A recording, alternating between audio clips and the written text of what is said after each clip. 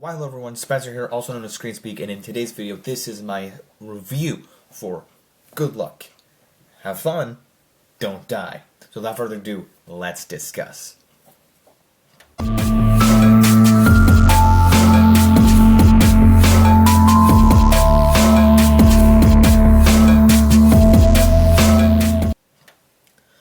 Alright guys, so I got to see the new movie Good Luck, Have Fun, Don't Die today in theaters. A little bit of a weird one because I don't know where it's being shown at, because I was going to go to a local Cinemark near me, and I had to drive a little bit a longer distance to another theater to see it, but wasn't too terribly far distance. I knew where it was in my location, but anyway, I was able to see it.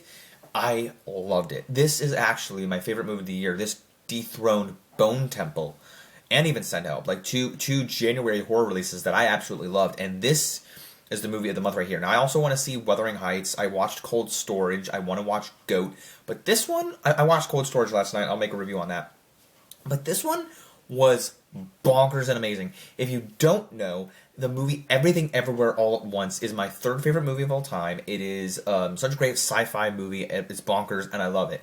This is something in comparison to that. It's off the walls bonkers with the story discussing AI. And now AI and use of technology, which I really find fascinating, because the trailer made me go, okay, what is this movie? Now, I want to preface this by saying that I'm skipping way to the end here. The ending made me go, cool, satisfying ending, but I want more. And I'm not necessarily asking, I would love to see a sequel, and I understand if they don't do one, because not every director, not every studio is let's make a sequel, right? If they don't, they don't. But I am down for if they do, because there is the possibility of more. I watched every Gore Verbinski movie leading up to this. I watched The Ring. I'll have a ranking coming up soon this week. But the main thing is that there's a post-credit scene in every Pirates movie, even the ones that Gore Verbinski didn't direct. And in the fifth Pirates movie, there's an ending. I guess even in the last two Pirates movies, they have.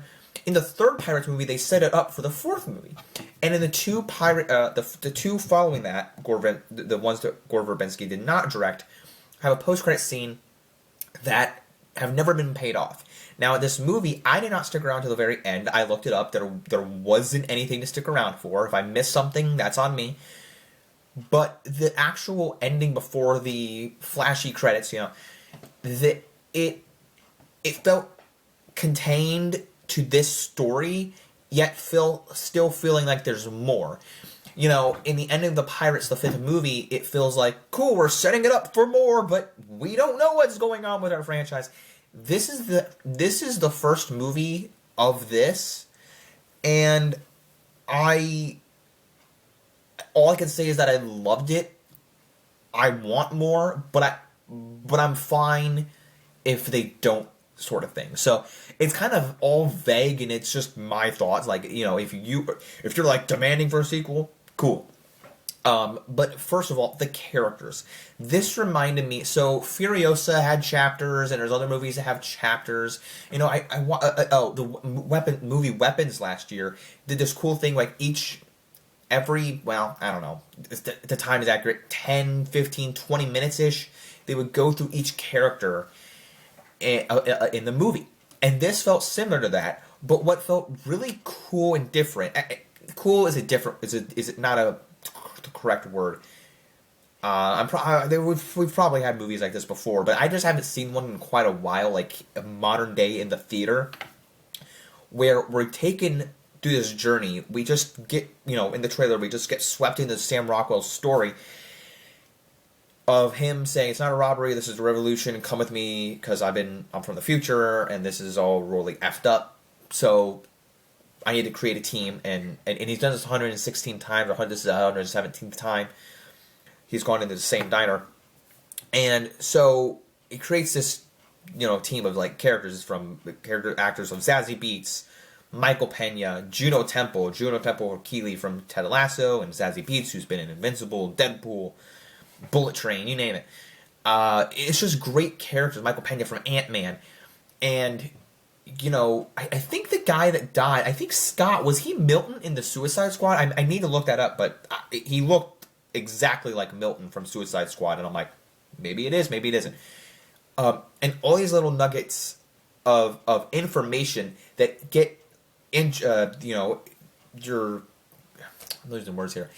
The information that's being thrown at you from these flashbacks the flashbacks of these characters, you know, the character work, well, not just the character work, but like the individual chapters of these character moments, and then we're back into the main story. Like we're going back and forth between. It's not jarring by any stretch, but we're going from the main story with the group with the team, and then cut to, I think it was Susan and I would forget the names, but the couple, right? Zazie Beetz and Michael Peña, and then we cut to this, cut back to the team, cut to Ingrid's story, the girl, the princess girl, and with her and her boyfriend, it's just wild. And main end goal of this is, you know, getting sucked into technology, but also like how powerful AI is. And yes, we've had movies like this before, but this one like took me on a journey, and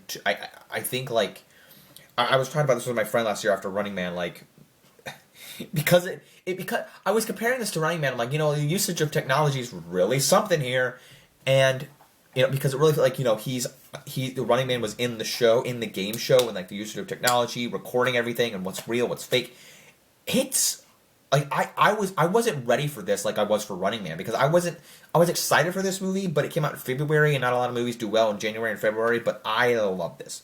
So like I said, with Running Man, I was talking to my friend that, you know, I'm not on a lot of social media anymore, and I'm trying to cut down. It's been good for me, and this movie really made me feel like you know, AI's out there, it exists, social media exists, technology exists, but we have to use it correctly.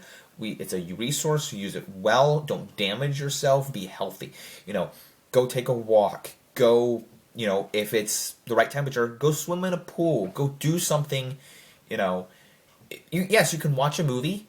This is a movie. You watched a movie, you're watching a review, but like read a book maybe, or do, you know, read a book. Actually, that's a wrong book. Read a book once in a while. You know, pick up something tangible. You know, go out and buy something. I don't know. Go out and buy a pop figure. You know, build a Lego set. Do something. But yeah, I mean, by the end of this movie, it really left me wanting more, because there's so much, like I said, there's so much bonkers stuff going on here with the talk of AI and even cloning people. That was the most bizarre thing in the whole movie, when all these things are happening, and it just kind of all meshes together by the end of it. All the little cogs need to be meshed together. You know, Incredibles reference for you. But I just, it's like an enormous clock. I loved all the pieces of this movie, and by the end I was like, cool. So that was like a nice, satisfying ending. But what's happening now? Like, what will happen now down the line? Like, is there still more? So I feel like we got a satisfying arc to some stuff, but I feel like there's still stuff that could be explored in the future. Future, like they talked about in this one, the future's ruined. That's something I would have liked to see. I would have loved Sam Rockwell do his best Squidward. The future. But anyway, so I loved it. So like I was saying with, I totally messed up what I was saying. I interject my own thoughts sometimes. Again, it's just super ridiculous. It's off the wall bonkers, and if it's not your type of thing, I don't recommend. Like, if you're not a fan of Everything Everywhere All at Once, you probably won't enjoy this one. It's not an A24 production. I love how I had this thought in my head like a few like sentences ago or something or other, and I don't for the life of me remember what it was specifically, but I'm probably gonna watch this video again, and then I don't want to like re-record things, not re-record, but like go through the whole thing and then like re-edit. I could, but I'm a nut. So at any rate, it was so good. But to cut myself short and to not take up too much of your guys' time, this was so good. I would love more, but this is my favorite movie of the year so far.